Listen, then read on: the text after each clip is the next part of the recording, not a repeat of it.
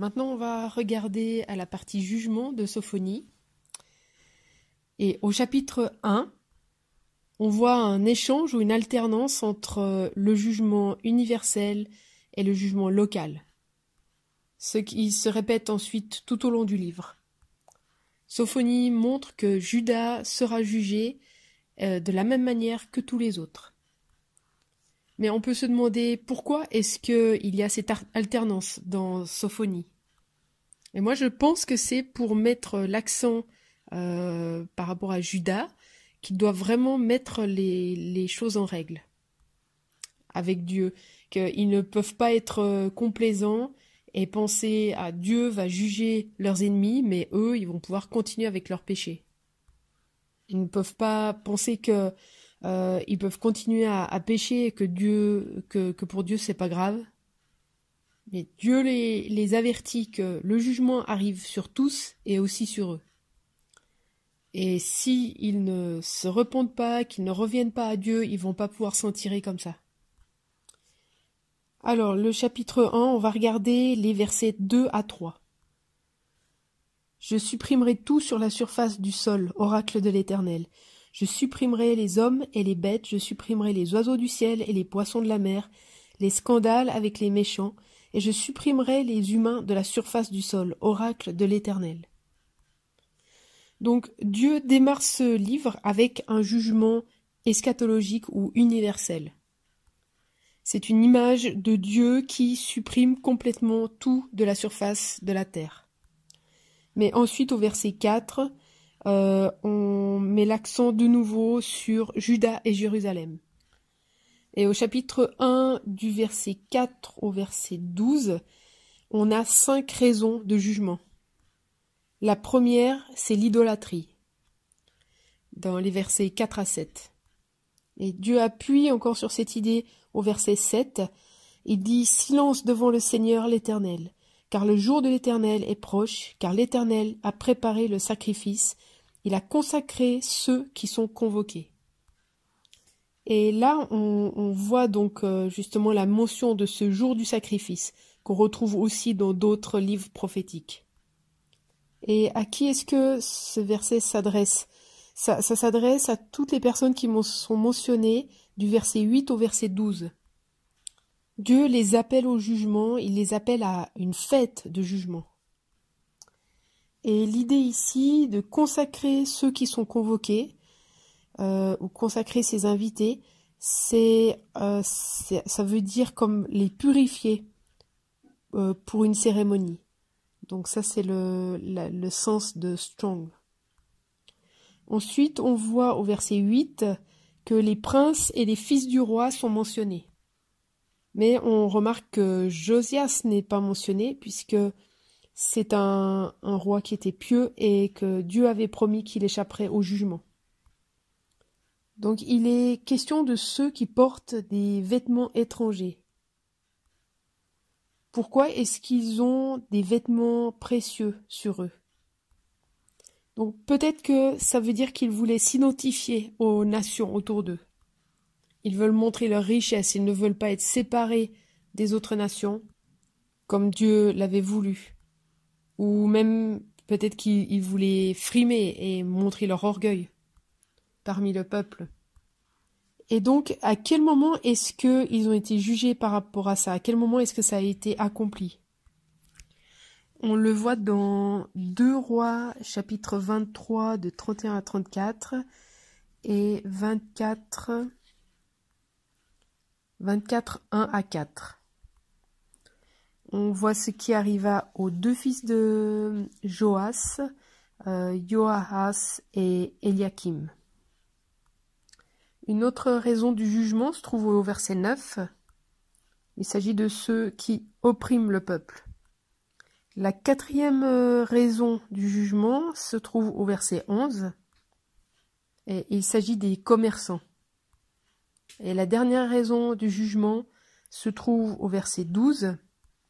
Et il s'agit de ceux qui sont indifférents ou complaisants.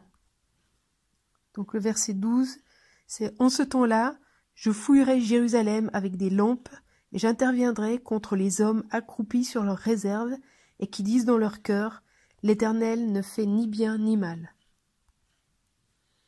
Et la partie accroupie sur leur réserve, en fait, peut être aussi traduite par assis sur leur lit. Et la lie fait référence au vin. Et dans la fabrication du vin, la lie, c'est le dépôt qui se met au fond des récipients ou des containers du vin. Et donc, normalement, la lie reste au fond du récipient. Et donc, lorsqu'on verse le vin, on ne prend pas la lie avec. Mais si cette lie reste mélangée au vin, alors le vin est épais et acide. Et par là, Dieu montre à ces gens complaisants de Juda que, à cause d'eux, Juda a été contaminé. Parce qu'ils se sont installés sur leur réserve, ils ont pensé que Dieu ne pouvait rien faire, et ils sont paresseux et ils ne pensent pas que Dieu peut réellement agir et les juger. Et dans un sens, ça peut nous concerner aussi parce que dans notre vie de tous les jours, c'est tellement facile de devenir un petit peu paresseux ou complaisant. Et on peut penser que tout va toujours continuer de la même manière. Mais le jour du Seigneur, c'est-à-dire la deuxième venue de Christ, va réellement se passer. Et donc on doit vivre dans cette attente. La même attitude que dans 2 Pierre, chapitre 3, verset 12. Et ça, c'est quelque chose dont je dois vraiment me souvenir moi-même. Enfin, à la fin du chapitre 1, les versets 14 à 18, on a une description très imagée du jour de l'Éternel. Ça commence avec l'idée que le jour est très proche et qu'il arrive très très vite. Il est même dit, il arrive en toute hâte, c'est quelque chose qui est sûr, c'est sûr que ça va arriver. Et l'horreur de ce jour est décrite avec des termes comme un jour de courroux, de détresse, d'angoisse, de dévastation, de ténèbres et d'obscurité. Un jour de brouillard épais et de cris de guerre. Et une telle détresse sur les humains. Personne ne peut échapper à la colère de Dieu. Le feu de la passion de Dieu. La terre entière est consumée. Une fin complète et totale et terrible. Donc cette destruction va être totale et subite, complètement soudaine, sans aucune possibilité de s'échapper. Il n'y a aucune aide possible, personne ne peut les sauver. Et donc en quelque sorte, on a cette idée du jour de l'Éternel qui couvre l'histoire. Il est toujours proche. Il y a un jour choisi pour cela, mais on ne sait pas quand c'est. On ne sait pas quand ça va se passer, mais on sait que c'est là et que ça arrive. Pourtant, derrière cette menace de jugement qui est là, il y a une promesse de restauration. Et comme on le sait, derrière les nuages, il y a toujours le soleil.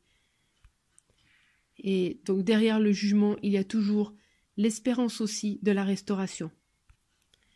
Donc ce grand événement qui est mentionné ici dans Sophonie, en fait parle de la seconde venue de Christ. Et vous avez un papier un document sur le site web qui décrit ce qu'est le jour de l'Éternel dans le Nouveau Testament. Et on voit que même dans le Nouveau Testament, il y a cette représentation de cette destruction totale, du fait que personne ne peut échapper, personne ne peut se cacher, à part ceux qui sont sauvés. Donc à la fin, au retour de Christ, les non-croyants et les méchants sont jugés, et les croyants et les justes sont sauvés. Maintenant, on va regarder au chapitre 2, les versets 1 à 3. Donc là, on a ce que Dieu dit à Juda après cette grande description de ce qui va se passer, de ce jugement terrible. Après ça, Dieu leur dit: Rassemblez-vous et recueillez-vous, nations sans pudeur, avant que ne survienne le décret, et que ce jour ne passe comme de la menue paille, avant que n'arrive sur vous la colère ardente de l'Éternel, avant que n'arrive sur vous le jour de la colère de l'Éternel. Cherchez l'Éternel, vous tous humbles de la terre, qui exécutez son ordre. Cherchez la justice, cherchez l'humilité. Peut-être serez-vous préservés au jour de la colère de l'Éternel. Donc ici, Dieu donne un choix à Juda. Dieu leur dit: repentez-vous et le jugement sera reporté. Il n'est pas trop tard pour revenir au Seigneur. Le jour de l'Éternel va arriver à une certaine époque de l'histoire, mais ils ont encore une chance de se repentir. Ils ont encore le temps. Mais il ne faut pas qu'ils soient bêtes et paresseux et qu'ils pensent qu'ils vont pouvoir échapper au jugement. Leurs ennemis vont être jugés, comme on le voit dans la deuxième partie du chapitre 2, mais il leur arrivera la même chose s'ils ne se repentent pas. Et Dieu est un Dieu de compassion, donc il les avertit et il leur donne une chance d'échapper au jugement. Donc, qu'est-ce qui s'est passé réellement? On voit dans 2 Chroniques que Josias se repent réellement, il cherche Dieu, et il ramène le peuple vers Dieu. Il convoque une assemblée où la loi est lue devant le peuple, et il demande à chacun de s'engager, de la suivre, de lui obéir. Dans 2 Chroniques 24, verset 32. Et Dieu a effectivement reporté son jugement, comme il l'avait promis à Josias au travers de la prophétesse. Et le jugement n'est pas arrivé pendant les jours de Josias. Ensuite, à la fin du chapitre 2, on voit que le jugement s'abat sur les nations. Puis, il s'agit de nouveau du jugement de Juda dans le chapitre 3, les versets 1 à 7. Puis, Sophonie, de nouveau, finit le livre en se focalisant sur le côté eschatologique, sur le jugement universel, au chapitre 3, verset 8. Et ensuite, on va parler de la restauration. Sophonie termine avec l'espoir de salut et de restauration. Et si vous regardez le langage qui est utilisé, ça fait penser plutôt à une restauration eschatologique. Et ça se trouve au chapitre 3, à partir du verset 9 jusqu'à la fin. Quand est-ce que cette restauration a lieu?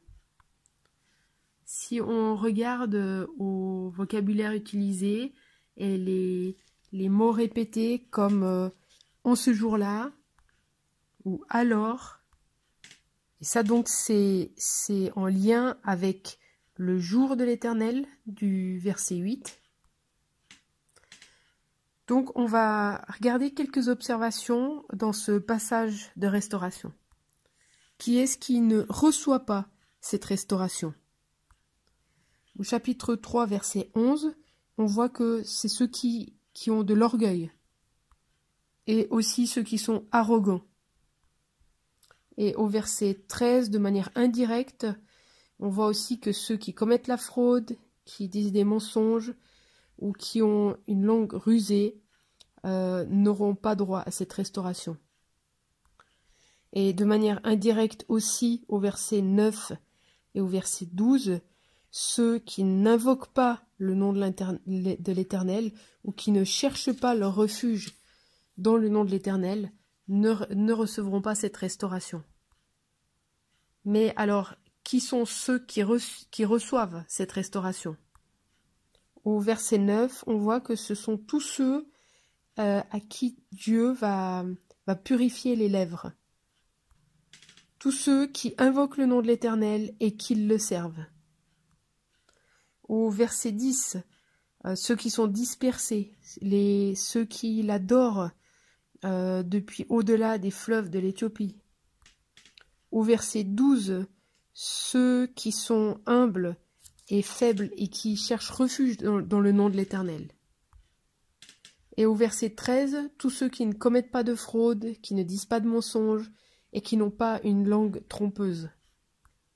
Et au verset 19, ceux qui sont handicapés, boiteux et ceux qui sont rejetés.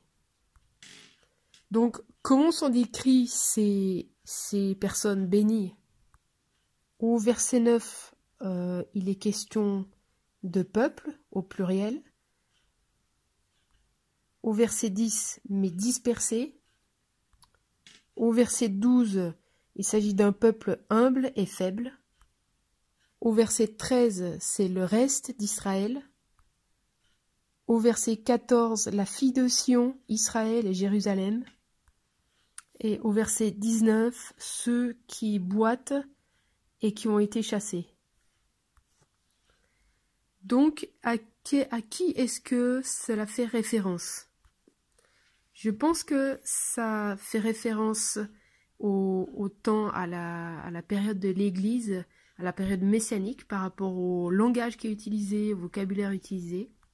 Donc, quelles sont les bénédictions qui sont en réserve pour ces personnes?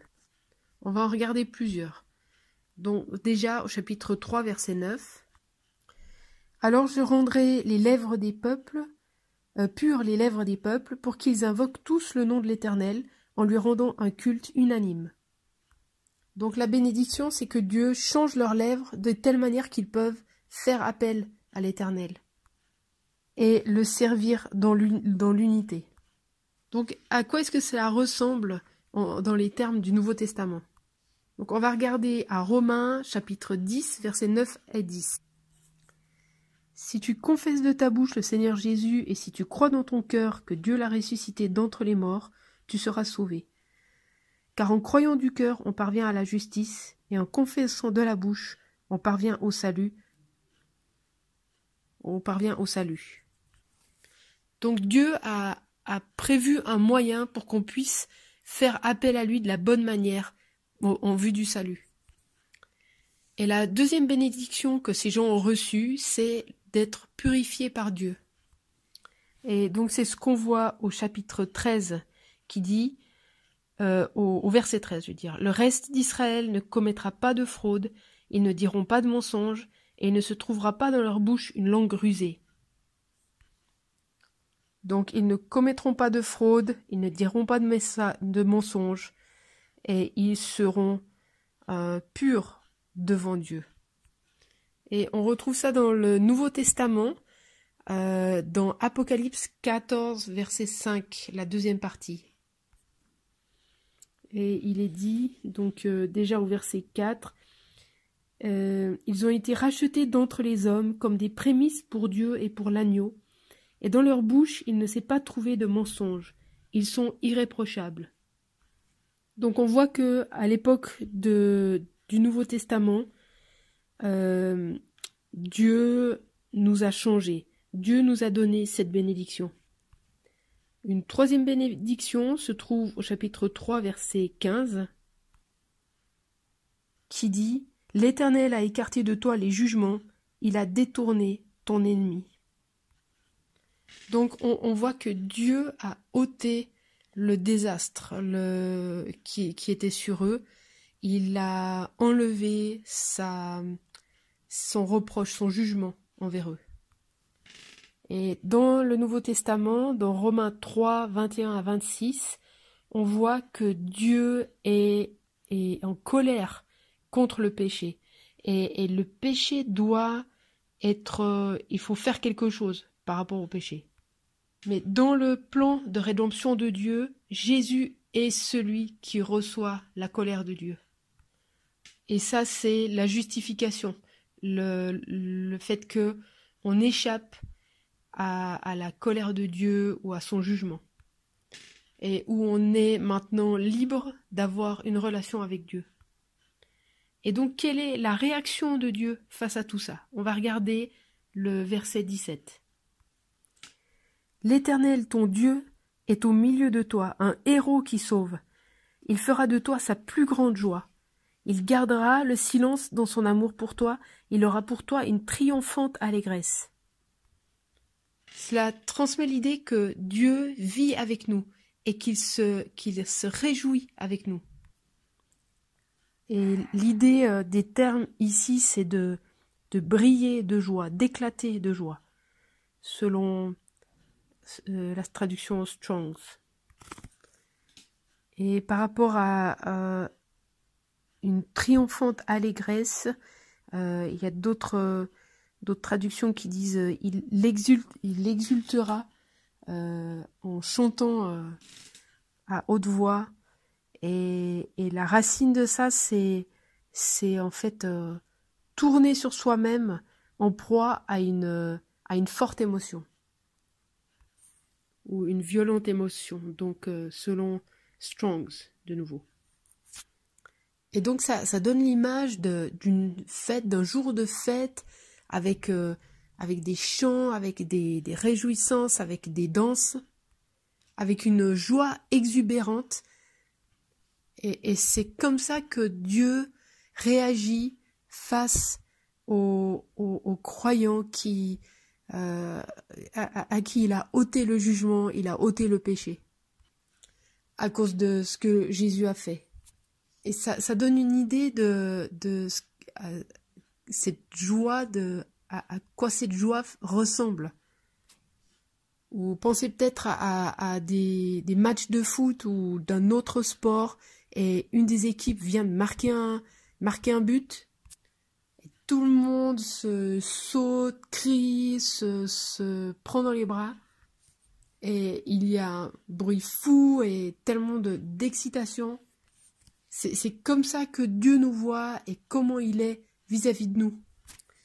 Il nous accepte et il est tellement débordant de joie vis-à-vis de nous. C'est tellement génial de penser à ça. Une autre bénédiction que son peuple reçoit dans la restauration, c'est que Dieu les délivre de leurs ennemis. Et on voit ça au verset 15. L'Éternel a écarté de toi les jugements, il a détourné ton ennemi. Dieu s'occupe de leurs ennemis et il donne du repos à son peuple. Et dans le Nouveau Testament, on peut regarder à quoi ça ressemble dans Éphésiens 1, les versets 20 à 23 et 2, verset 6. Et aussi dans 2 Thessaloniciens 1, verset 6. Une autre bénédiction, c'est que ils ne vont plus avoir de crainte. Ça, c'est dans Sophonie 3, versets 13 à 16. Et la référence de Nouveau Testament de la même chose, c'est dans 1 Jean 4, verset 18. Et la dernière bénédiction, c'est dans Sophonie 3, verset 20. C'est que Dieu va les ramener chez eux. Et on va regarder Jean 14, versets 1 à 4. Que votre cœur ne se trouble pas. Croyez en Dieu, croyez aussi en moi. Il y a beaucoup de demeures dans la maison de mon Père. Sinon, je vous l'aurais dit, car je vais vous préparer une place. Donc si je m'en vais et vous prépare une place, je reviendrai et vous prendrai avec moi, afin que là où je suis, vous y soyez aussi. Et où je vais, vous en savez le chemin. Donc Dieu a préparé la dernière maison pour nous. Et il a aussi préparé un chemin pour nous pour y aller. Donc comment est-ce qu'on devrait réagir par rapport à tout ce que Dieu a fait pour nous? À partir du livre de Sophonie, on sait que le jour de l'Éternel est quelque chose de sûr, que ça va arriver. On ne sait pas quand, mais ça va arriver. Mais Dieu a préparé un moyen d'y échapper au travers du salut. Et Jésus a donné aux croyants l'espérance et l'assurance du salut. Donc comment est-ce qu'on devrait réagir face à ça? Je pense que Dieu, vous nous défiez de nous dire qu'on a une responsabilité aussi de partager l'évangile avec les gens afin que eux aussi puissent échapper ce jour, le jour final du jugement de Dieu. J'ai entendu l'histoire d'un homme, un chrétien, qui était dans un avion. Et cet homme a vu un autre passager de l'autre côté de la rangée. Et le Saint-Esprit lui a montré que cet homme d'affaires, qu'il avait eu une relation extra-conjugale, et le Saint-Esprit a montré au chrétien qu'il devait aller vers cet homme et lui dire qu'il devait se repentir et demander pardon à sa femme. Qu'il devait aller le dire à sa femme et lui demander pardon. Alors, est-ce que vous pouvez imaginer si d'un coup vous recevez une parole comme ça ouais, comment aller transmettre ça et puis sûrement que vous allez vous dire ah mais non c'est pas Dieu, c'est moi. C'est juste des pensées qui me passent par la tête. Mais pourtant, ce chrétien est allé confronter cet homme d'affaires et lui a dit Dieu veut que vous alliez vers votre femme, que vous lui avouiez que vous avez eu une histoire avec quelqu'un d'autre et que vous lui demandiez pardon. Et l'homme d'affaires était choqué, mais en même temps, il a été tellement touché et il a ressenti de la culpabilité par rapport à ça. Et en fait, la femme, l'épouse de cet homme d'affaires, était sur le même avion, mais en première classe. Et donc l'homme s'est levé et il est allé vers sa femme et il lui a avoué cette histoire. Et la femme elle était choquée aussi, mais elle était tellement touchée de la manière dont ça s'était passé, qu'elle lui a pardonné et tous les deux sont devenus chrétiens dans cet avion. Et moi je me suis dit, mais waouh, est-ce que je serais prête à faire ce que ce chrétien a fait? Est-ce qu'on est prêt à quitter notre zone de confort et à parler aux gens lorsque le Saint-Esprit nous le demande? Et je réfléchissais, mais quelles sont ces choses qui nous empêchent de partager l'Évangile? Et une des choses, ça peut être en fait qu'on est trop centré sur nous-mêmes. C'est par exemple de dire « Ah mais j'ai pas le temps, j'ai trop de choses à faire ». Un deuxième obstacle, ça peut être la crainte des hommes. C'est de dire « Ah mais je suis trop timide, je n'ose pas, je ne sais pas quoi dire, je ne sais pas comment le dire ». Mais est-ce qu'on va laisser ces obstacles nous stopper, de nous empêcher d'obéir à Dieu et nous empêcher de nous laisser conduire par le Saint-Esprit? Et moi, ce que j'aimerais, c'est vous défier comme application pour ce livre. Ce serait de prendre le temps cette semaine ou la semaine suivante de sortir et d'être impliqué dans une évangélisation sur votre base ou quand vous allez vous balader ou quand vous allez au magasin et de poser la question à Dieu, mais est-ce qu'il y a quelqu'un avec qui tu voudrais que je partage quelque chose? Est-ce qu'il y a quelqu'un que tu voudrais que j'encourage?